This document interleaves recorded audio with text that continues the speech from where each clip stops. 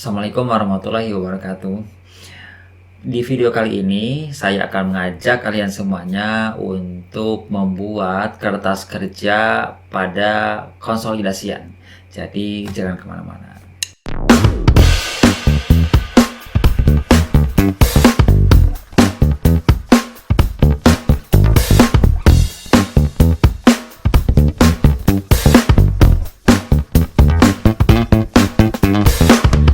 Oh ya, cara membuat laporan keuangan konsolidasi itu sebetulnya macam-macam ya.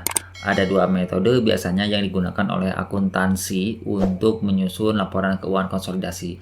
Dan tentunya penyusunan laporan keuangan konsolidasi tersebut itu ditentukan oleh metode yang digunakan pada saat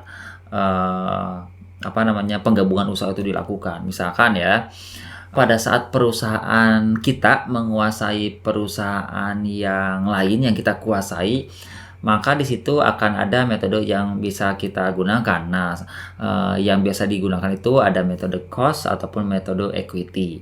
Nah, pada kesempatan kali ini yang akan kita bahas adalah metode cost, ya, bukan metode equity.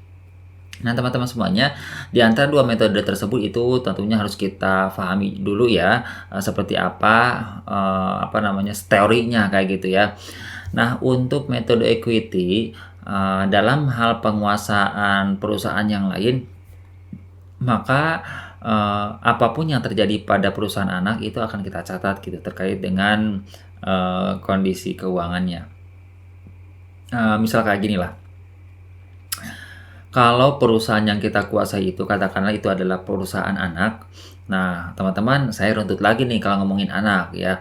Karena kalau kita membeli saham perusahaan orang lain itu belum tentu jadi anak gitu ya. Artinya gini, kalau kita menguasai perusahaan orang lain lebih dari 50% atau menguasai perusahaan lain gitu ya, lebih dari 50%, berarti kita mayoritas memiliki sahamnya. Nah, di situ kita menjadi induknya, maka perusahaan yang kita beli sahamnya yang lebih dari 50% itu kita sebut sebagai anak. Ataupun istilah lainnya fit investee. Nah, kita sebagai investornya. Nah, pada perusahaan jenis apa yang biasa terjadi seperti ini? Nah, perusahaannya adalah pada perusahaan berbentuk perseroan terbatas atau PT ya. Nah, kalau bukan berbentuk PT, maka kita tidak bisa membuat laporan keuangan konsolidasi seperti yang akan kita bahas hari ini. Nah, kemudian hal yang penting lainnya adalah kalau kita menguasai perusahaan yang lainnya itu di bawah 50%, misalkan 30%, berarti pada kategori 20-50% itu adalah penguasaan pertengahan. Artinya kita tidak menguasai sepenuhnya, tapi hanya mempunyai kekuatan dalam memberikan suara saja ketika RUPS ataupun ketika para pemegang saham berbicara, berdiskusi, memberikan keputusan, maka kita bisa memberikan suara yang signifikan juga ya pada saat RUPS tersebut. Tapi kalau perusahaan kita itu menguasai perusahaan lain hanya di bawah 20% gitu, itu kategori kecil, maka kita tidak bisa memberikan suara yang signifikan. Artinya kalau didengar ya alhamdulillah, kalau nggak didengar juga ya nggak apa-apa lah, namanya juga perusahaan yang kita kuasainya tuh kita hanya sedikit gitu kan, menguasai perusahaan lainnya itu. Nah gitu, itu berarti kategori yang penguasanya terlalu kecil ya, rendah gitu ya. Oke, kita berbicara ke metode pencatatannya. Nah, kalau di akuntansi itu ya ada dua metode pencatatan yang biasa digunakan untuk konsolidasi ini, yaitu metode equity dan metode cost itu ya. Nah, kemudian teman-teman semuanya, nah kita harus konsisten apakah metode equity yang digunakan ataupun metode cost yang digunakan. Nah, kedua metode ini memang berbeda. Kalau metode equity itu jika anak atau anak perusahaan ya, kita katakan anak perusahaan itu terjadi keuntungan, maka kita sebagai investornya atau induknya ya kita mencatat adanya penambahan investasi di anak gara-gara anak itu untung. Sebaliknya kalau anak rugi, berarti kita juga harus mencatat adanya penurunan investasi di anak. Artinya kalau anak untung kita catat, anak rugi kita catat, kayak gitulah. Kalau metode equity. Dan itu pun Kalau kita menguasainya lebih dari 50% gitu ya, artinya, kita harus membuat laporan keuangan konsolidasi, begitu. Dan itu terkait dengan metode yang digunakan juga. Nah, kalau yang membuat laporan keuangan konsolidasi itu adalah perusahaan yang menguasai, artinya lebih dari 50%. Nah, saat ini, kita akan contohkan untuk perusahaan yang menggabungkan usahanya dengan metode cost ya. Nah, teman-teman semuanya, saya ingatkan dulu ya, bahwa dalam membuat laporan keuangan konsolidasi itu, sebetulnya bisa juga merubah, metode yang asalnya cost menjadi equity. Karena biasanya kalau metode equity itu digunakan lebih dari 20%, biasanya antara 20 sampai 50%, kemudian di atas 50%-nya ya, pilihan aja mau cost mau equity. Tapi sebetulnya sih menurut saya yang lebih oke itu adalah metode equity, karena penguasaan kan gitu ya. Tapi tidak menutup kemungkinan bahwa metode cost juga bisa digunakan. Sehingga saat ini saya akan, contohkan, ke kalian semuanya, untuk, penyusunan kertas kerja, kemudian kita buat juga jurnal eliminasinya mengenai, metode cost.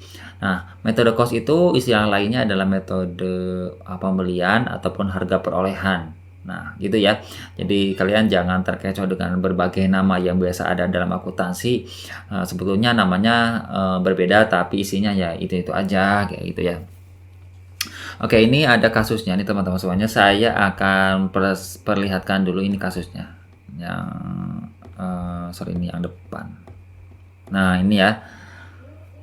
Misal ada dua perusahaan, namanya adalah PT Dinamika, kemudian perusahaan yang satu lagi namanya PT Kencana. Pada tanggal 1 Januari 2017, PT Dinamika membeli 80.000 lembar saham PT Kencana dengan harga pasarnya 3.551 per lembar. Kondisi keuangan kedua perusahaan tersebut dapat dilihat pada gambar di sini ya. Ini ada tulisannya nih udah disajikan berdampingan. Berarti yang membeli itu adalah PT Dinamika dan PT Kencana itu investinya atau yang akan menjadi anak perusahaannya. Nah, ini laporan posisi keuangannya. Nah, oke teman-teman, sebelumnya ya, kalau kita mau membuat laporan keuangan konsolidasi, sebetulnya yang harus kita lihat di awal dulu adalah laporan posisi keuangannya atau neraca ya. Nah, di situ kita pentingnya neraca itu adalah dari mulai pada saat kita mengakuisisinya atau mengafiliasi ya. Teman-teman, saya akan sampaikan lagi ya bahwa istilahnya untuk perusahaan yang bergabung tapi dua-duanya masih ada, itu namanya afiliasi ataupun akuisisi begitu ya. Nah, di sini di laporan posisi keuangan ini, dua perusahaan ini kita lihat sebagai berikut ya. Ada data di awal tahun, ada juga data di akhir tahun. Nah, kasnya di sini sudah ada juga angkanya, piutang udah ada, persediaan barang dagangan juga ada, berarti ini jenis perusahaannya dagang atau manufaktur. Kemudian ada investasi saham PT Kencana. Nah, di sini ditulis ada investasi saham PT Kencana. Artinya bahwa pada tanggal 1 Januari 2017 pada saat PT Dinamika membeli 80 lembar saham PT Kencana, maka pada saat itu langsung diakui sebagai investasi ya. Jadi langsung di jurnal adanya investasi.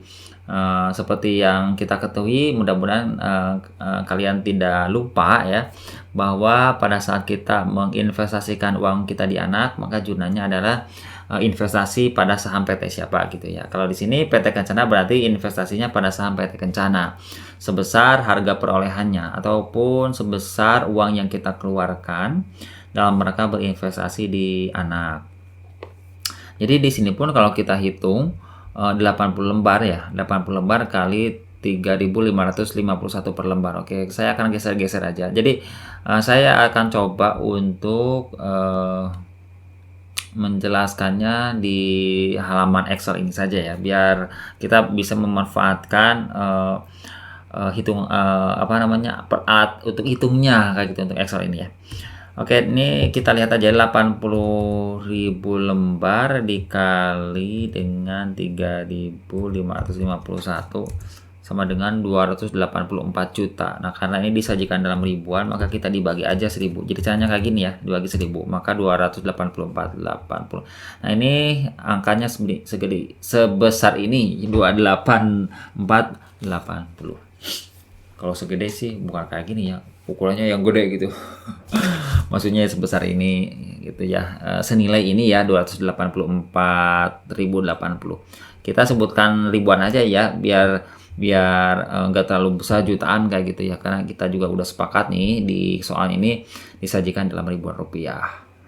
Jadi ini teman-teman di awal Januari udah ditulis investasi di anak itu 284.080. Begitu juga di akhir tahun tetap aja segitu nilainya, berarti tidak ada penambahan investasi lagi, cukup sekali investasinya. Nah, kemudian ada aset tetap net 247.000 nih. Kalau bicara net berarti kita sudah mengabaikan akumulasi penyusutannya. Artinya penyajian di sini penyajian yang bersih. Bisa jadi nah nilainya itu kan bukan 247 tapi 500 atau 600 ataupun nilai yang lainnya, tapi sudah diakumulasi penyusutannya udah dihitung, maka nilainya adalah segini begitu.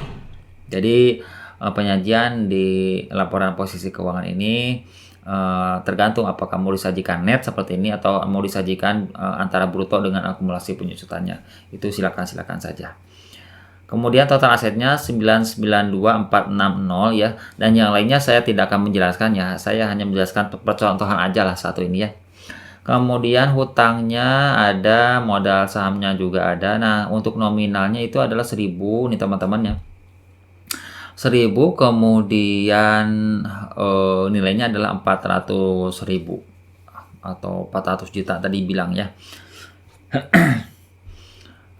Kemudian tambahan modal di store-nya ada tambahan ternyata nih. Jadi kalau ada tambahan modal di store dan disajikan terpisah seperti ini juga silakan. Mau disajikan digabungkan dengan modal saham yang ada di sini juga silakan ya. Jadi itu bebas-bebas saja. Yang penting kalau mau rinciannya dipisahkan, maka simpan saja rincian tersebut pada catatan atas laporan keuangan.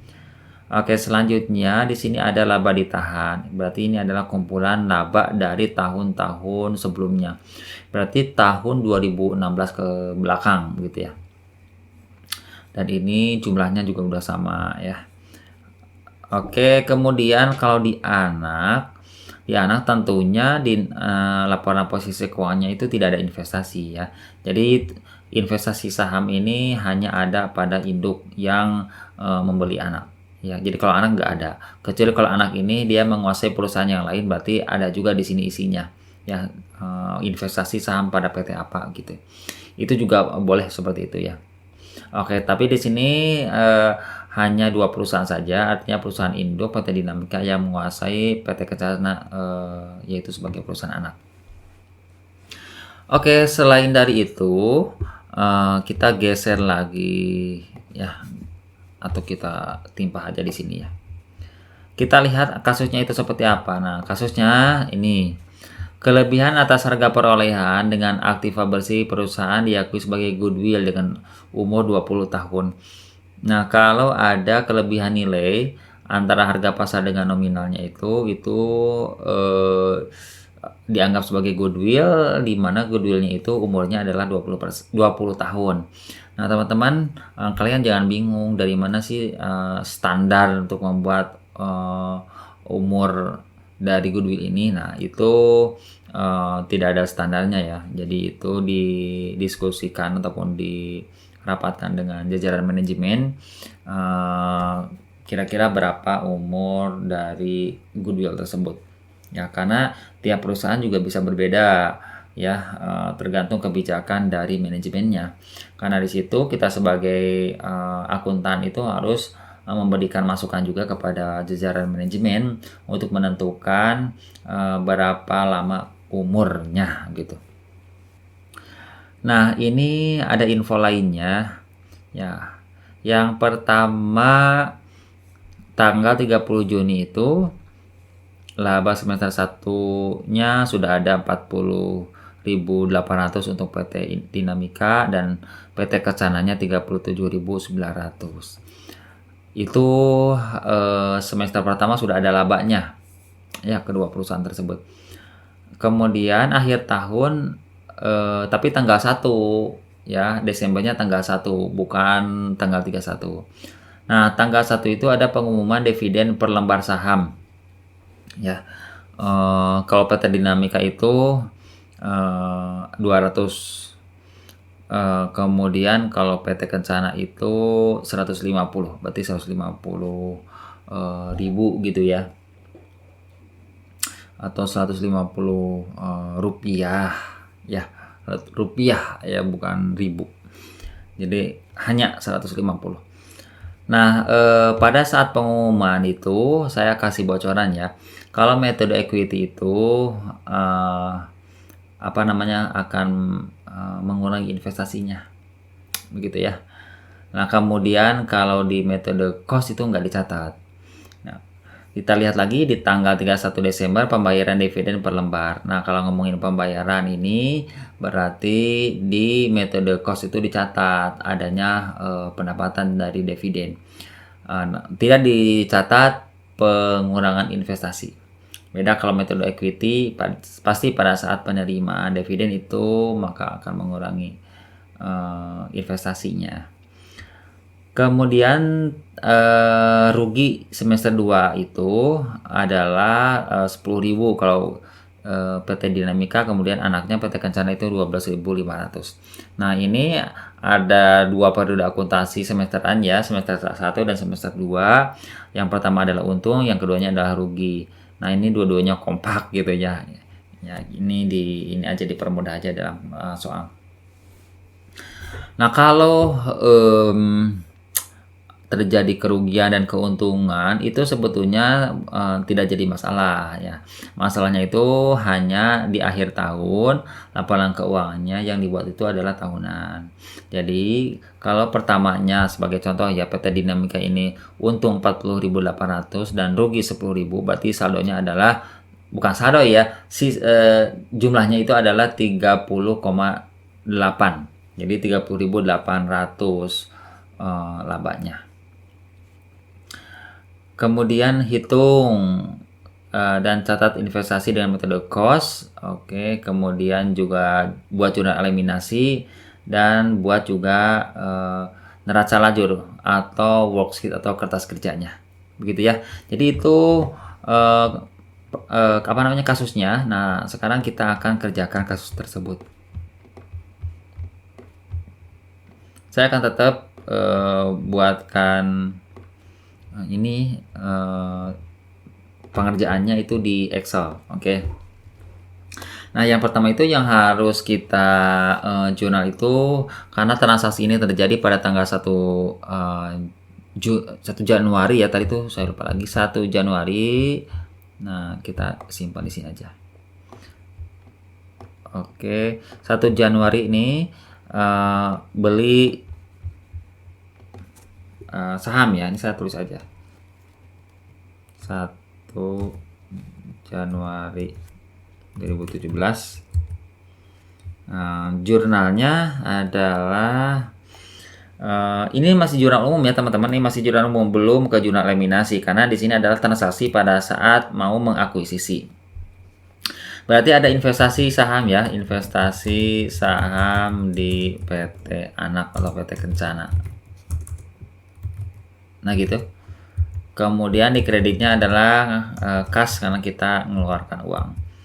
Maka di sini nilainya itu yang tadi ya, 3 ini jenis ini aja besarnya nilai pasar dari saham 3.551 dikali lembarnya adalah 80.000 lembar saham. Nah, karena ribuannya kita hilangkan maka cukup aja 80.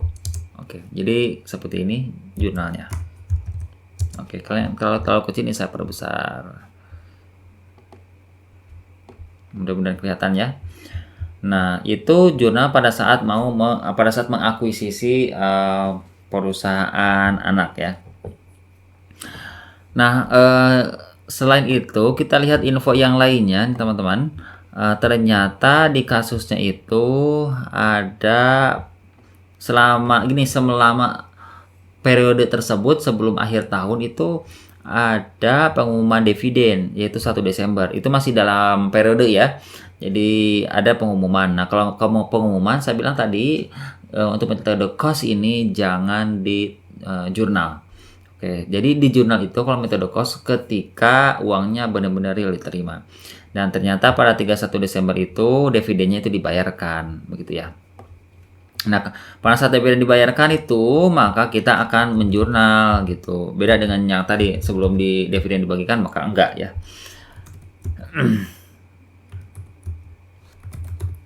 Tanggalnya kemudian kita jurnal kas karena nerima uang pada pendapatan dividen. Oke. Sebesar berapa? Nah, kita hitung aja. Tadi berapa lembar? 80 lembar ya. 80 kali 150 gitu ya. Kita lihat. Nah, ini perusahaan anak. Jadi karena kita itu yang mencatatnya itu adalah induknya, maka kita akan mencatat uang yang diterima oleh induk dari anak.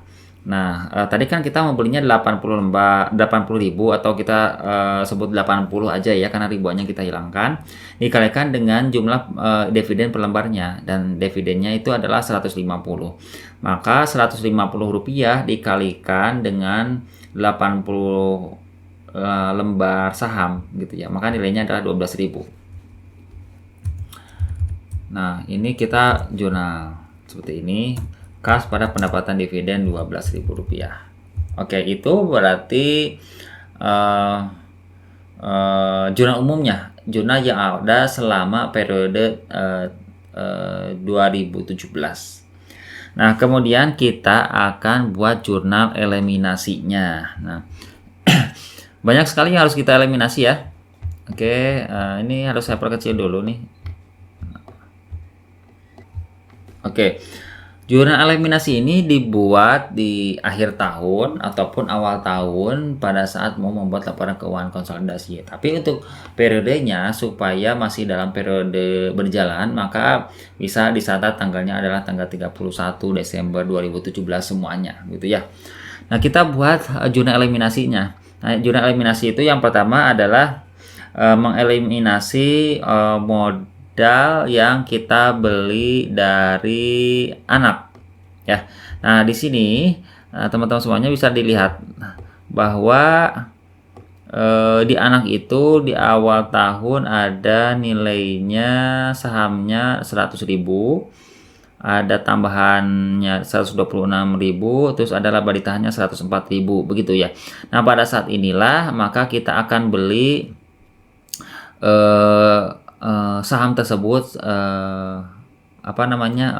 oleh induk ya. Maka kita hitung aja biar lebih mudah, kita hitung gitu ya.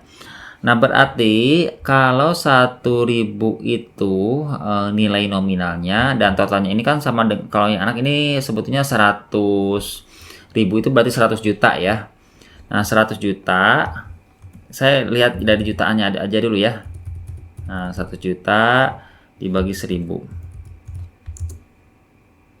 Nah, 100.000 kan kayak gini. Ini kebetulan aja sama ya. Jadi 100.000. Berarti totalnya adalah 100.000 lembar. Nah, gitu ya. Jadi ini yang 100.000 atau 100 juta ini aslinya 100 juta ya, dibagi dengan nilai nominalnya adalah 1.000. Berarti totalnya ada 100.000 lembar. Ya, gitu ya. Yang 100.000 lembar itu kemudian ini saya hapus dulu, kemudian 80.000-nya dibeli. Nah, gitu. Berarti lihat berapa persen. Oke, nah kita hitung aja.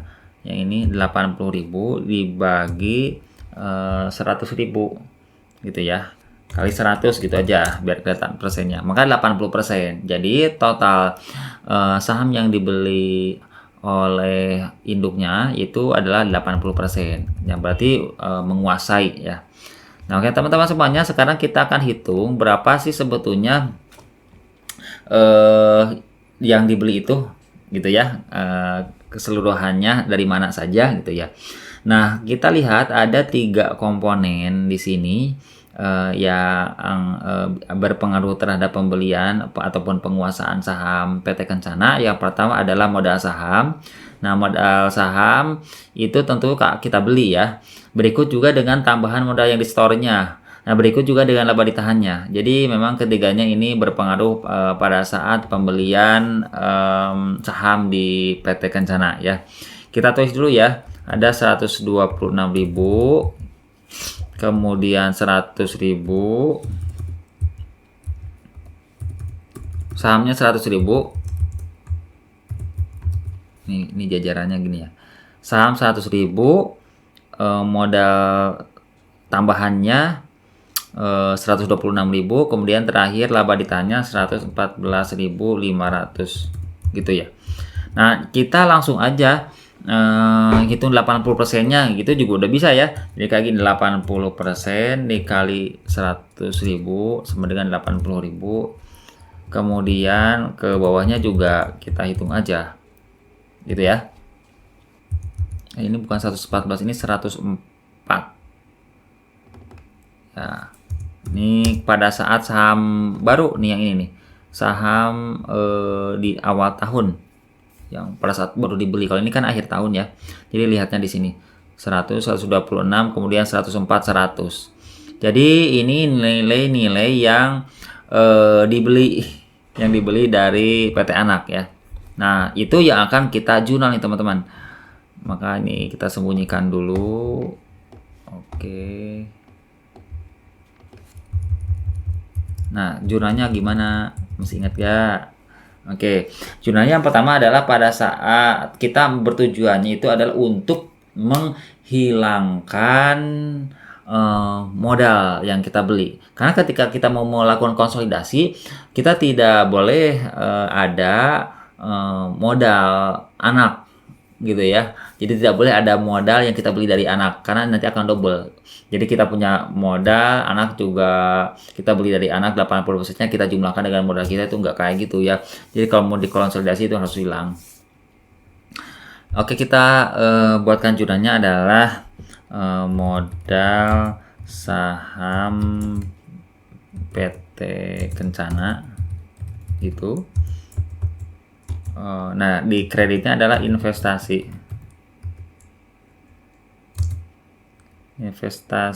saham di PT Kencana kayak gitu. Jadi jurnal ini sama dengan ini nih, ini nama akunnya ya, sama. Karena tujuannya juga kita akan menghilangkan angka investasi yang di awal sebesar ini. Ketika mau dikonsolidasi, maka angka ini harus 0. Jadi angka investasi kita di anak itu harus 0. Ya, kecuali kalau tidak dikonsolidasi, maka silakan masih ada di laporan posisi keuangannya sebagai investasi yang nilainya sebesar ya uang yang kita keluarkan.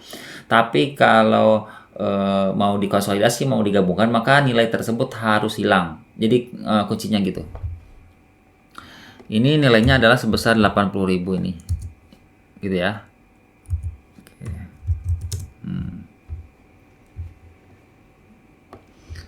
Kemudian yang selanjutnya yang harus kita eliminasi itu berikut dengan ininya, berikut dengan laba ditahannya ataupun modal. Tadi ada modal ini ya, modal tambahan ya. Maka modal tambahannya juga modal tambahan tambahan modal di store gitu ya, tambahan modal di store pada investasi saham PT Kencana gitu. Jadi semuanya ke investasi gitu. Ini nilainya adalah 100.800 gitu. Kemudian sekarang yang belum itu adalah laba ini, laba ditahan anaknya ya. Kita jurnal juga pada investasi saham PT Anak gitu.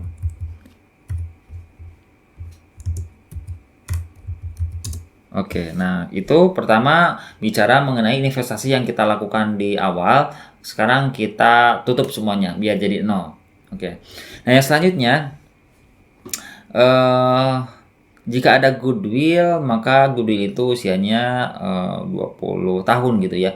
Tapi apakah benar nggak ada goodwill? Nah gitu ya. Maka kita lihat dan kita hitung juga ya. Nah saya ngitungnya di sini aja di pinggir lagi. Ini harusnya kasih warna yang berbeda nih untuk hitung-hitungannya biar gak pusing. Ini saya kasih warna biru. Nah gitu ya. Ini untuk hitungan ya. Nah, sekarang kita mau menghitung goodwill, apakah ada atau tidak ada. Nah, tadi uang yang kita keluarkan itu kan segini nih. Ya, untuk investasi ya. Tapi sebetulnya segitu apa bukan sih seharusnya gitu. Nah, kita jumlahkan aja nih. Tadi yang kita beli. Nah, sebetulnya segitu. Jadi hanya 264.400, tapi kita berani membeli sebesar 284.080. Kalau kayak gini berarti kelebihan uang kita belikan. Berarti harga pasarnya memang di atas dari nilai nominalnya. Selisihnya berapa? Nah, selisihnya itu tunggu. 19.000. Oh, ini nih kayaknya nih. Ada yang salah. Oke, ini harus teliti ya teman-teman ya. Nih 104.100. Nah, gitu. Itu kan salah.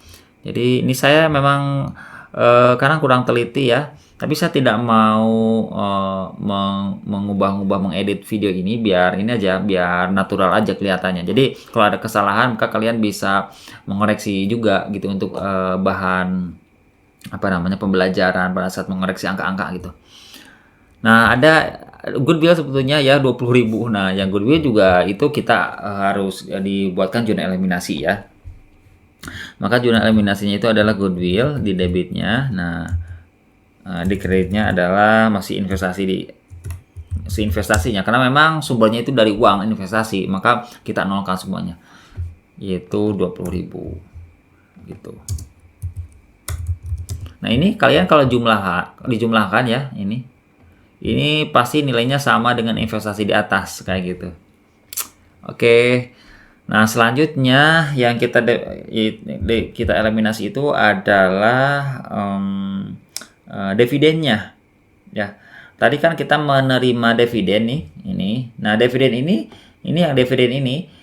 kalau kita mau membuat laporan keuangan konsolidasi itu kita harus hapuskan juga karena ini adalah transaksi antara induk dan anak. Jadi kalau membuat laporan keuangan konsolidasi itu ya, maka kita harus mengeliminasi semua transaksi antara induk dan anak gitu. Jadi ini pun harus kita eliminasi. Ini pendapatan dividennya di kredit, maka supaya nol kita simpan di debit. Pendapatan dividen. Ada yang bilang dividen, ada yang bilang dividennya. Di kreditnya adalah pembagian dividen. Dividen itu berapa ya? 12.000 ya. Nah, sesuai dengan angka ini aja. Nih. Gitu. Kemudian kalau ada goodwill, maka goodwill ini diamortisasi 20 tahun ya. Kita amortisasi, berarti amortisasi ini 1 tahun ya, karena kita mengakuisisi awal tahun 1 Januari, kemudian kita bikin laporan keuangan 31 Desembernya tahun 2017, berarti 1 tahun itu kita buatkan amortisasinya. Maka kita gunakan amortisasi goodwill. Nah, kita simpan di debit karena memang ini sama dengan beban. Ya, sama dengan beban penyusutan. Berkurangnya ke goodwill ya. Jadi goodwill akan berkurang gara-gara ada amortisasi, nah kayak gitulah. Jadi yang 20.000 ini goodwill ini bagi 20 aja. Kalau singkatnya ya, kalau saya sih pengen singkat-singkat kayak gini aja, ini kan ya. Tapi kalau kalian mau rinci, maka kalian bikin rekan lagi aja perhitungannya bahwa 20.000 dibagi dengan 20 tahun gitu. Itu lebih rinci, lebih bagus. Nah, kalau saya kan pengennya cepet-cepet aja. Oke, jadi udah beres nih ujian eliminasinya. Kemudian jurnal umumnya juga pada saat transaksi di pertengahan jalan ataupun pada periode berjalan itu sudah kita buatkan juga. Nah, sekarang kita akan alihkan semua jurnal eliminasi ini ke dalam kertas kerja konsolidasi. Nah, saya sudah menyiapkan kertas kerjanya di sini, gitu ya. Oke, tunggu. Oke, nah di sini saya sudah menyiapkan nih teman-teman akun-akunnya. Nah kalian juga kalau mau seperti saya ini disiapkan dari awal bentuknya seperti ini boleh, ataupun juga variasinya tergantung masing-masing ya, silakan aja. Yang penting worksheet ini harus ada keterangannya untuk akun-akun yang digunakan, terdiri dari akun laba rugi, akun laba ditahan, kemudian posisi keuangan atau neraca. Kemudian di sini laporan keuangan disajikan untuk induknya, untuk anaknya. Kemudian jurnal eliminasi kita simpan mana debit mana kredit. Kemudian ada hak pemegang saham. Ini ada yang memang dibuat di worksheet, ada juga yang enggak ya. Nah, yang pentingnya lagi ini ada laporan keuangannya di kolom sebelah kanan. Oke, kemudian di sini kita lihat di laba rugi itu sebetulnya kalau di kasus itu tadi tidak ada penjualan dan beban, yang ada itu adalah laba aja ya, labanya udah diketahui. Nah, tapi teman-teman biar lebih afdol, biar lebih keren, maka saya di sini inisiatif aja ada tambahan akun ya, akun penjualan dan beban. Kemudian saya sisipkan goodwill karena nanti amortisasi goodwill ini ya nanti akan dibutuhkan pada saat membuat worksheet ini untuk pengisian jurnal eliminasi gitu. Ada laba, kemudian juga tadi di kasusnya kan ada pendapatan dividen, maka kita juga sisipkan pendapatan dividen, di mana pendapatan dividen ini akan menambah keuntungan. Nah, kemudian ada juga hak minoritas, kemudian juga laba bersih konsolidasi. Nah, pada kolom laba ditahan, di sini kita sudah siapkan laba ditahan awal, laba bersih 2017, tinggal isi saja. Ada pembagian dividen, ada laba ditahan akhir, karena ini adalah komponen dari laba ditahan ya. Kemudian laporan posisi keuangan atau neraca ini saya tuliskan seperti yang ada di soalnya gitu ya. Cuman ada perbedaan isi angkanya begitu. Oke, nah angkanya ini sih ditulis sesuai dengan yang ada di kasus aja ya. Coba kita lihat aja di kasusnya tadi. Nah, ini untuk laba ditahan awal 286, saya tulis dari sini aja nih, 286 nih laba ditahan awal, kurang besar. Nah, 286 di sini 286 juga. Laba bersih 2017. Nah, tadi kalau ngomongin laba bersih itu kan pertama untung, kemudian semester keduanya rugi. Jadi kalau di total satu tahun itu ini yang induk untungnya jadi 30.800. Kalau anak 25.400 gitu ya. Kemudian ada juga pembagian dividen ini.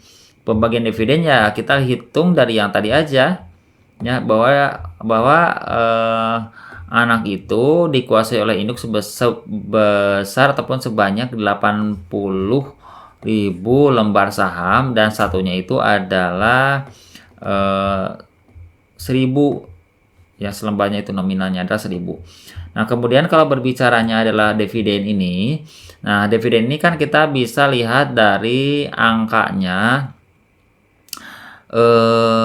ternyata nilainya adalah Rp150, sementara kita mempunyai 80.000 lembar ya, kayak gini tulis aja 80.000. Ini perhitungannya ya, dikali 150 gitu. 200.000 kali 400 lembar saham, 400.000 lembar saham. Ini kalau induk yang ini ya 400.000 lembar. Ini kebetulan aja 400.000 di sini rupiahnya iya, lembarnya iya. Tapi kalau rupiahnya itu adalah 400 juta ini ya. Tapi kalau lembarnya adalah 400.000 lembar karena nominalnya adalah 1000-an gitu. Nah, kalau induk itu ngitungnya sekali lagi ya. Di sini aja nih. 8 bukan 8 tadi itu berapa? 200 rupiah dikali 400.000 lembar atau 400 saja ya, karena ribunya dihilangkan.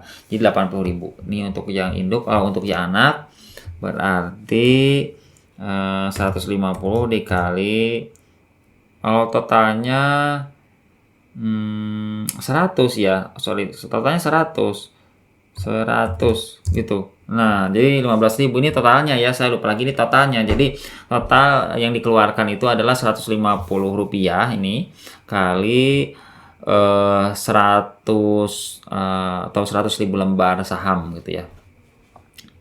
Gitu, ini tuliskan ke sini, kemudian juga dijumlahkan saja. Jadi laba ditahan awal ditambah laba bersih tahun ini sama dengan seperti ini ya, dikurangi dividen ya sama dengan ini laba ditahan akhir kayak gitu.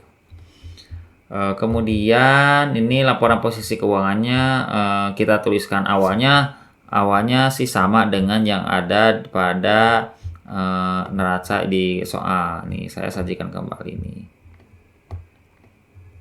Oke, kalian jangan ini ya, jangan nggak fokus nih, harus fokus nih. Cara ngerjainnya kayak gini nih.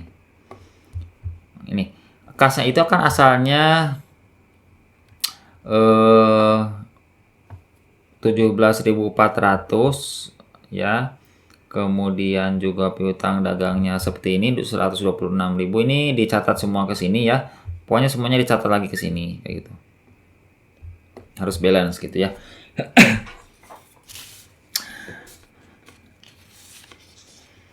Setelah itu kita ingat kembali tadi bahwa kita menjurnal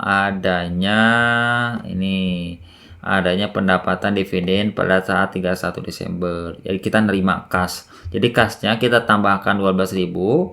Kemudian pendapatan dividen ya kita masukin juga 12.000 gitu ya. Nah, kita tuliskan saja kasnya di sini ya, ini ditambah pendapatan dividennya ngisi juga di sini 12.000 gitu ya. Dan di sini ketika ini 12.000 maka saya sudah otomatiskan juga ini labanya juga naik ya, kasnya juga di sini menjadi 29.400 ya, karena kita sudah tambahkan. Karena kan asalnya di sini di anak itu di induk itu 17.400. Nah, yang 17.400 ini ya kita tambahkan dengan pendapatan dividen karena kasnya bertambah, pendapatan dividen bertambah gitu. Jadi seperti ini. Maka total asetnya menjadi 909.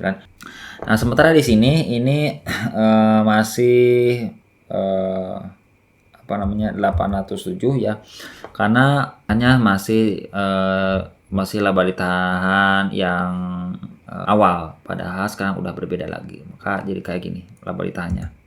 Oke, jadi ini udah balance itu kan sama.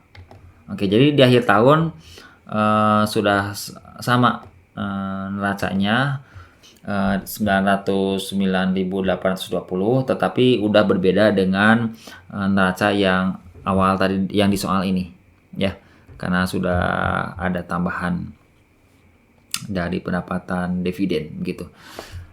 Oke, itu sudah nih teman-teman. Sekarang kita akan lanjutkan dengan memindahkan seluruh nilai yang ada pada jurnal eliminasi ini ke dalam kolom jurnal eliminasi di kertas kerja. Nah, sekarang kita akan mulai masukkan di sini modal saham pada investasi saham. Oke, kita simpan juga di sini ya.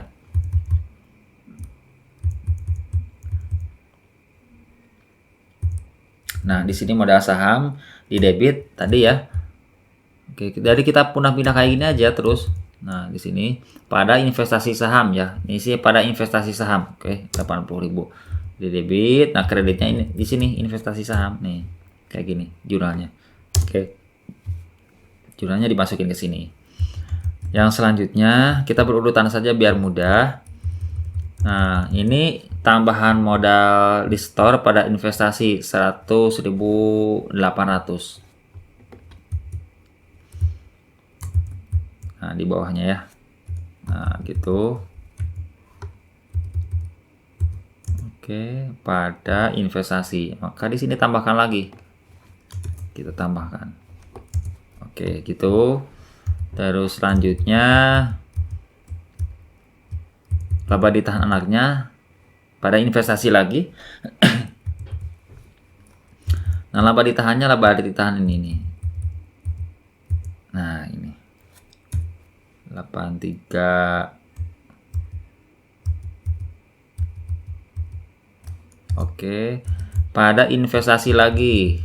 Jadi investasi saham ini terus aja diisi ya. Nah, ini supaya 0. Gitu. Oke. Kemudian apalagi?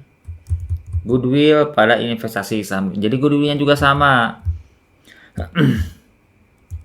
Goodwill juga tadi kita udah siapkan kolomnya ya teman-teman. Jadi kalian jangan sampai lupa bahwa goodwill juga memang dikhawatirkan ada pada kasus manapun lah kayak gitu ketika konsolidasi, maka kita siapkan kolomnya. Goodwill tadi berapa? 20.000 ya. Nah, ini goodwill 20.000, kita enter, kemudian kita masukin juga ke investasi saham.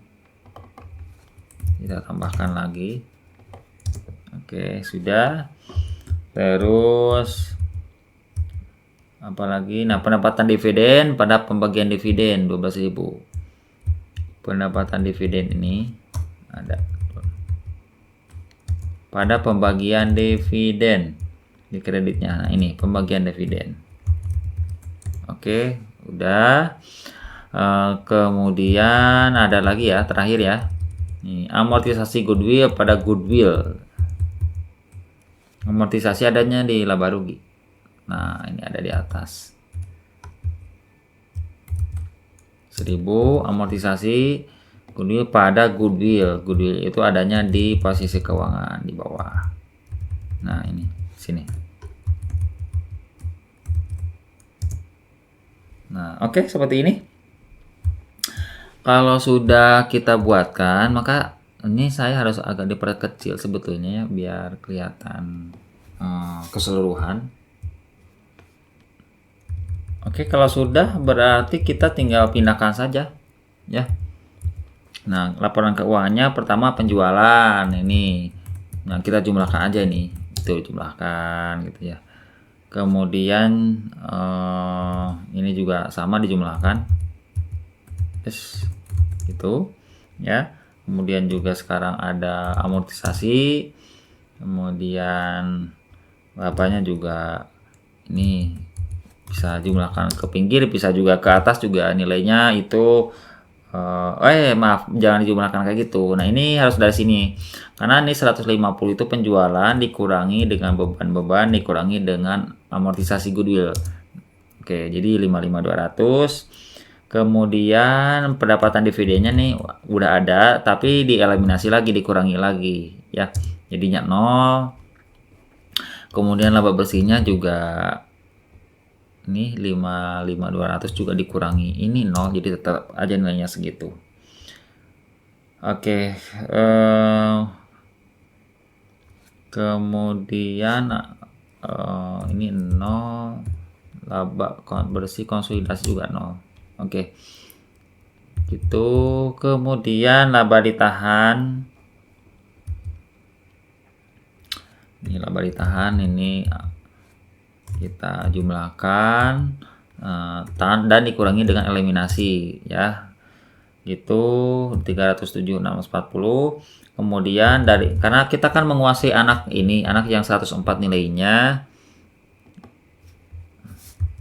Nah, ini 83-nya eliminasi ya, karena ini kan milik kita ya, milik kita tuh berarti kan nggak boleh juga ketika dikonsolidasi. Nah, sisanya itu hak minoritas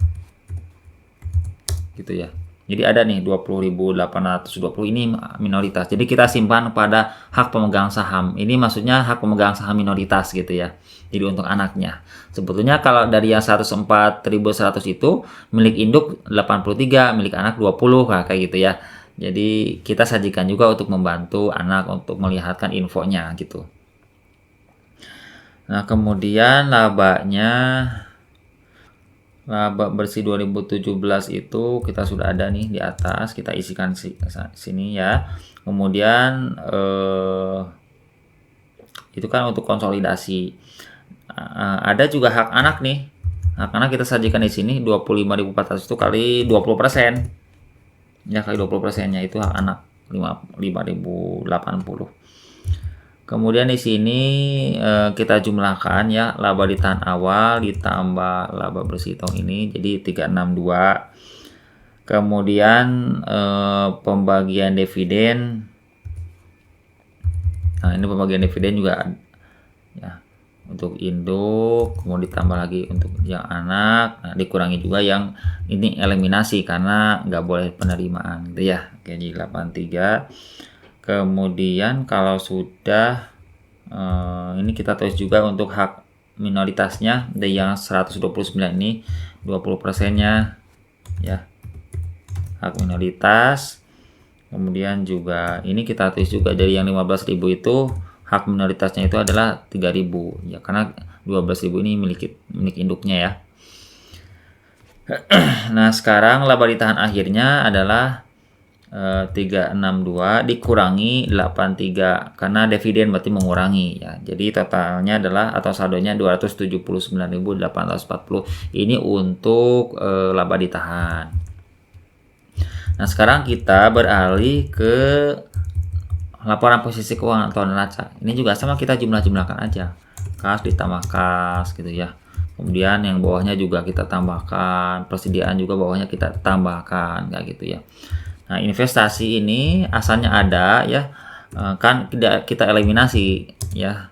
Jadi 0 jadi hilang gitu. Kemudian aset tetapnya yang induk dan yang anak kita jumlahkan gitu. Kemudian goodwill-nya asalnya nggak ada jadi ada, tapi amortisasi dulu nih 1.000, jadi kita kurangkan, jadi saldonya cuma 19.000 gitu. Kemudian total asetnya kita jumlahkan. Ini total aset yang konsolidasi ini kita jumlahkan ya, jadi totalnya 1.076.440. Hutang ini kita jumlahkan juga untuk komponen sebelah kanannya. Dulu namanya pasiva nih, kalau sekarang jangan ngomongin lagi pasiva lah, liabilitas dan ekuitas gitu ya. Oke, sekarang kita hitung untuk ini sahamnya. Udah saham ini ditambah perusahaan di anak, tapi kan kita eliminasi 80.000 jadi cuma 420.000. Nah, yang dari yang 100.000 ini ya. Oke, hak minoritasnya itu kita kurangi ya, jadi 20.000 hak minoritas. Begitu juga untuk yang tambahan modal store juga kita bisa hitung langsung. Nah, hak minoritasnya 25.200 gitu ya. Sementara kalau konsolidasi ini 171.000. Kemudian untuk laba ditahannya kita hitung ya. Laba ditahannya itu 100 untuk hak minoritasnya dulu kali 20% seperti biasa ya. Bukan hak minoritas, ini laba ditahannya. Hak minoritasnya nih kita sum langsung. Ini mohon maaf kalau salah, mudah-mudahan nggak salah. Ini kita jumlahkan laba ditahannya. Oke.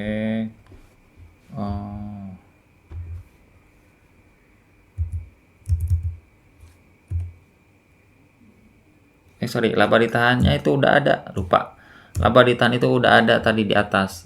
Nah, udah kita peroleh karena ini yang konsolidasi, berarti ngambilnya dari yang konsolidasi lagi gitu.